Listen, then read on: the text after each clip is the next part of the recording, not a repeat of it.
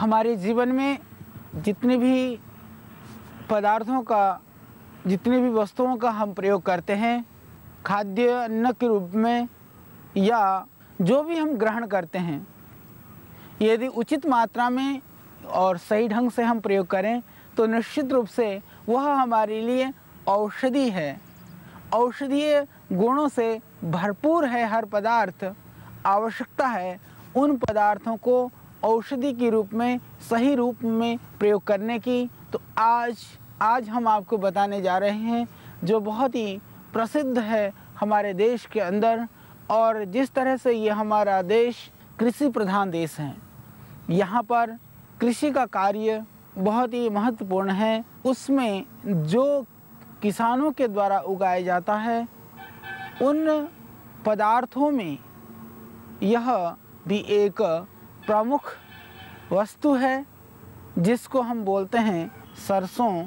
हालांकि हमारे देश के वो लोग जो बहुत सारे जिनकी पृष्ठभूमि ग्रामीण भूमि से है वह लोग तो जानते हैं, पर बहुत थोड़े लोग हैं जिनको शायद यह न पता हो कि सरसों कैसा होता है और किस तरह से ये पैदा होती है, इसकी खेती कैसे होती है। क्योंकि यह एक सुप्रसिद्ध और बहुत ही अच्छा पौधा है और यह हमारे देश का गौरव भी है इस रूप में, क्योंकि इसके पीछे हजारों नहीं लाखों किसानों की आजीविका का यह साधन है। तो लाखों लोग इस सरसों के तेल का प्रयोग करके भोजन में, मालिश में वह अपने जीवन का निर्वहन करते हैं और वह अपने जीवन को सुंदर, स्वस्थ और सुडौल बनाते हैं। इसीलिए यह सुप्रसिद्ध पौधा है सरसों का। इसको मस्टर्ड प्लांट के नाम से इसको हम जानते हैं। तो यह पौधा जो मस्टर्ड का पौधा है, यह सरसों, इन सब नामों से पूरे देश में इसको जाना जाता है।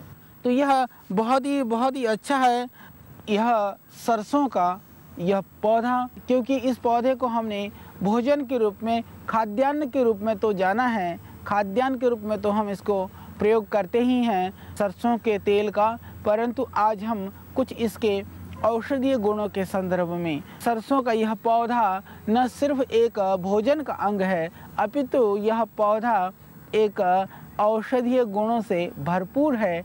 आज हम जानेंगे इस बात को। सरसों का साग आपने सुना होगा, विशेष करके पंजाब, हरियाणा, राजस्थान, गुजरात आदि में भी बहुत ही खाया जाता है पूरे देश में। सरसों की ये पत्तियां जब थोड़ी कोमल होती हैं तो इन पत्तियों को तोड़ करके या इसके कोमल भाग को डंठल से, जैसे आप देख रहे हैं यह डंठल जैसे ये कोमल है, तो इस कोमल डंठलों को तोड़ करके इसका साग बनाया जाता है। उसको हम जानते हैं सरसों का साग। और सर्दी में सरसों का साग और मक्की की रोटी, यह बहुत ही सुप्रसिद्ध भोजन है उत्तर भारत में विशेष करके। तो यह बहुत ही घर घर में खाया जाता है। वास्तव में जो सरसों का साग है, इसमें जो ध्यान रखने की बात यह है कि सरसों के साग के रूप में मैं देशवासियों को इस बात के लिए जागरूक भी करना चाहता हूँ और उनको आह्वान भी करना चाहता हूँ कि सरसों का साग बहुत ही लाभकारी है, परंतु जिस सरसों के खेत में यदि बहुत ज़्यादा पेस्टिसाइड डला हुआ है और यूरिया डला हुआ है, उस साग से कभी नुकसान भी हो सकता है। तो उस नुकसान से बचने के लिए आप कहेंगे कि सरसों का साग सर्दी में सेवन के लिए बहुत उत्तम होता है, स्वादिष्ट भी होता है। तो फिर यदि हमें कैसे पता चले कि उस सरसों के खेत में पेस्टिसाइड नहीं डाला हुआ है, क्योंकि इस सरसों के अंदर कीड़े आने शुरू हो जाते हैं। हालांकि जिस खेत में मैं बैठा हुआ हूँ यह टोटल ऑर्गेनिक फार्मिंग कि यह हम लोग किस तरह से बहुत ही प्राकृतिक रूप से और शुद्ध जो हमारे खाद गोबर आदि से कैसे हम खेती कर सकते हैं, जैविक खेती, उस रूप का यह उदाहरण है। हम पूरे देश के किसान भाइयों को भी इसके विषय में हम जागरूक करना चाहते हैं, जानकारी देना चाहते हैं। तो यह सरसों कहीं भी जो पेस्टिसाइड और यूरिया डाला हुआ सरसों है उससे कहीं कम खेती नहीं है, उससे भी सुंदर खेती यहाँ पर है।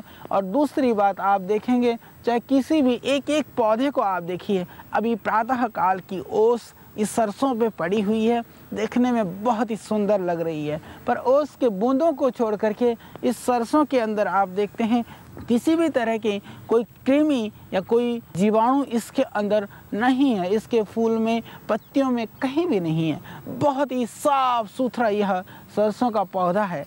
तो क्योंकि यदि आप बहुत सारा पेस्टिसाइड भी डालते हैं तो हमने ऐसा देखा है कि वहाँ उस खेत के आसपास जितने भी जो दवाइयाँ हैं, पेस्टिसाइड हैं, उसके तुलना में भी वो मजबूत होकर के उनकी जो शरीर का जो उनकी कीटाणुओं के रोग प्रतिरोधक क्षमता है इतनी बढ़ जाती है कि वहाँ भी वो पैदा हो जाते हैं।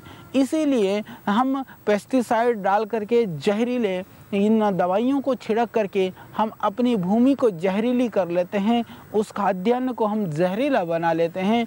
उसका सेवन करके कहीं ना कहीं हम स्वयं भी रोगी के भागी बन जाते हैं, रोगी हो जाते हैं, रोग का कारण है वह, और देश को भी हम एक शुद्ध सात्विक और बहुत ही अच्छी खाद्यान्न की जगह पर कहीं ना कहीं हम जहरीली चीज़ लोगों तक पहुंचाते हैं। इसलिए मैं आग्रह करता हूं किसान भाइयों से भी कि वो बचें, ज़्यादा पेस्टिसाइड का प्रयोग ना करें, बहुत ज़्यादा यूरिया की जगह पर पशु पालें, उस पशु से दूध मिलेगा, उस गोबर से आपकी खेती भी अच्छी हो जाएगी। प्रयत्न करें, आप गायों का पालन करें, आप भैंस का पालन करें, आप अपने पशुओं को घरों में रखें, यह बहुत ही ज़रूरी है। नहीं तो यदि जितनी ज़्यादा हम पेस्टिसाइड डालेंगे, मैंने देखा है जहाँ यूरिया और पेस्टिसाइड बहुत ज़्यादा डाला जाता है वहाँ पर भी सरसों के फली में या सरसों के पत्तियों में बहुत ज़्यादा कीड़े लगते हैं। तो मैं बात कर रहा था सरसों के साग के संदर्भ में। तो सरसों के साग के लिए ये बहुत जो जैसे कि मैंने कहा ये कोमल पौधे होते हैं जिसमें अभी ये कच्चे डंठल होते हैं या छोटे छोटे जो पत्ते होते हैं जिसमें चौड़े चौड़े पत्ते आते हैं शुरू में, उन पत्तियों का साग बनाया जाता है जिसको सरसों के साग से पूरे देश में हम जानते हैं। यदि आप बाज़ार से सरसों को खरीद रहे हैं, यदि आपके घर में थोड़ी सी भी जगह है, सरसों के कुछ बीज डाल देने से सर्दी में वह अपने आप पौधा तैयार हो जाता है। इस तरह से यदि आप अपने किचन गार्डन में, आप घर के आसपास में लॉन में, तब भी वहाँ पर ये थोड़ी सी मात्रा में सरसों उगा सकते हैं। तो वह आपके लिए शुद्ध सरसों, क्योंकि ये देखने में भी अच्छा लगता है, सर्दी में ही लगभग सरसों होता है। देखिए अब सुबह की ओस की बूंदें पड़ती हैं तो ये फूल इतने सुंदर सुंदर चमकते हैं, इतना अच्छा लगता है देखने में। और यदि आप सुबह सुबह निकल जाएं सरसों के खेत में, भीनी भीनी इसमें से आती है खुशबू, बहुत प्यारी खुशबू आती है, देखने में कितना सुंदर लगता है, मन कितना प्रसन्न हो जाता है। वास्तव में हरा भरा सरसों के खेत को देख करके आपकी तबीयत भी बहुत हरी भरी हो जाती है, प्रसन्न हो जाती है। तो ये बहुत ही सुंदर चीज़ है देखने के लिए भी। यदि आपके पास में थोड़ी सी भी जगह है तो सर्दी में सरसों को आप उगा सकते हैं साग के लिए। यदि आप बाज़ार से सरसों का साग लाते हैं तो उसके लिए थोड़े से ध्यान रखने की बात यह है कि सरसों के साग को आप पहले गर्म पानी से धोएं। यह बहुत ज़रूरी है कि सरसों की साग को आप गर्म पानी से धोएं तो बहुत ही अच्छी तरह से इसको पहले धो करके इसके अंदर जो भी विजातीय तत्व हैं निकल जाएंगे। फिर धोने के बाद में इसको आप झाड़ करके फिर काट करके फिर आप कर सकते हैं उसका सेवन। ये बहुत ही गुणकारी है। पढ़ते थे तब चाणक्य नीति के अंदर एक श्लोक हुआ करता था, उसमें लिखा होता था कि शाकेन रोगा वर्धन्ते। तो कई बार हमारे गुरुजन वो शाकेन की जगह शोकेन कर देते थे उसको काट करके, कभी वो शाक रहता था कभी वो शोक रहता था। तो मुझे पता चला कि बाद में यह शोक नहीं शाक था, कारण कि बहुत ज़्यादा यदि शाक का सेवन करते हैं तो उससे मल की अभिवृद्धि होती है। निश्चित रूप से मल की अभिवृद्धि होती है तो साग को भी उचित मात्रा में हमें लेना चाहिए। तो सरसों का जैसे ये वायु कारक होता है तो सरसों के साग में निश्चित रूप से जो बनाया जाता है इसीलिए उसमें अदरक डाला जाता है, क्योंकि उसकी जो वायु कारक जो दोष है वो दोष का निवारण हो जाए। तो बहुत ही अच्छा है यह सरसों का साग और कभी कभी सर्दी में ज़रूर आप इसका सेवन कर सकते हैं। इसके अतिरिक्त यह सरसों का तेल हम सब जानते हैं, यह तेल पूरे देश के अंदर खाने के लिए प्रयोग किया जाता है और मालिश के लिए प्रयोग किया जाता है। विविध रोगों में और औषधियों का सम्मिश्रण करके हम दवाई के रूप में भी प्रयोग करते हैं। यदि आपको कहीं भी शरीर में खाज खुजली है और शरीर में ताकत को मसल्स को ठीक करना है तो उसके लिए आप सरल सा उपाय है, 100 ग्राम सरसों के तेल में 10 ग्राम कपूर को पीस करके आप पूरे शरीर का मालिश करिए। उससे तंदुरुस्ती, स्फूर्ति और आपकी मांसपेशियां मजबूत होंगी।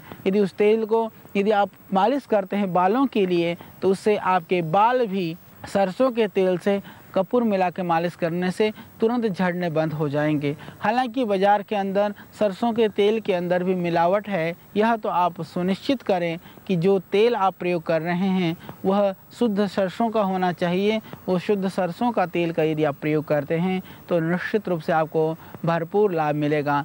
इसी तरह से यदि सरसों के तेल में थोड़ा सौंठ, अदरक पका करके यदि आप करते हैं उससे मालिश तो उससे जो आपकी अर्थराइटिस की शिकायत है, दर्द की शिकायत है, वह दूर हो जाती है। हालांकि पीड़ांतक तेल हम आश्रम में बनाते हैं दर्द के लिए, उसके अंदर भी मूल, तिल और सरसों का तेल और बाकी औषधियाँ होती हैं, वह भी दर्द के लिए बहुत ही लाभकारी है, बहुत ही गुणकारी है। जिनको घुटनों में दर्द है, जोड़ों में दर्द है, शरीर में दर्द है, उन लोगों के लिए बहुत ही गुणकारी उपाय है। 100 ग्राम सरसों का तेल, 20-25 ग्राम लहसुन, उसमें 20-25 ग्राम सौंठ को डाल करके धीरे धीरे आंच पर पकाएं। पकने के बाद जब वो बिल्कुल लाल सुर्ख हो जाए, अदरक और लहसुन को वहाँ से आप उसको छान के हटा दें और बाकी तेल को आप रखिए। तो यह आपका दर्द निवारक तेल और लाभकारी तेल है। दर्द के लिए सरसों का प्रयोग। कान में कोई भी परेशानी है, हमारे यहाँ तो प्राचीन काल में विशेष करके अभी भी बनारस आदि क्षेत्र में हमने देखा, घाटों में जब स्नान करते हैं गंगा के किनारे पर तेल मालिश करके हर रोज़ कान में तेल डालते हैं।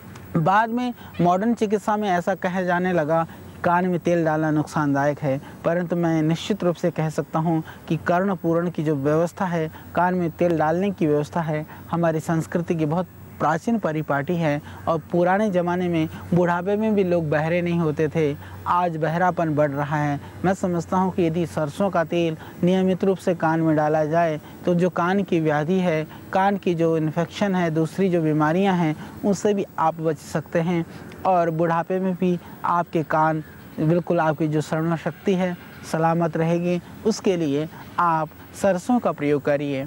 और सरसों इतना ही नहीं, यह सरसों बहुत सारी चीज़ों के लिए भी बहुत ही लाभकारी है। सरसों का जो तेल तो लाभकारी है ही है। पक्षाघात में यदि सरसों को पीस करके आप 1 भाग सौंठ ले लें, 2 भाग सरसों ले लें, उसको पीस करके अच्छी तरह से पेस्ट बना करके यदि करते हैं आप शरीर की मालिश पक्षाघात वाले जगह को, तो उससे पक्षाघात में पूरा लाभ मिलेगा, बहुत तुरंत फ़र्क पड़ना शुरू हो जाएगा।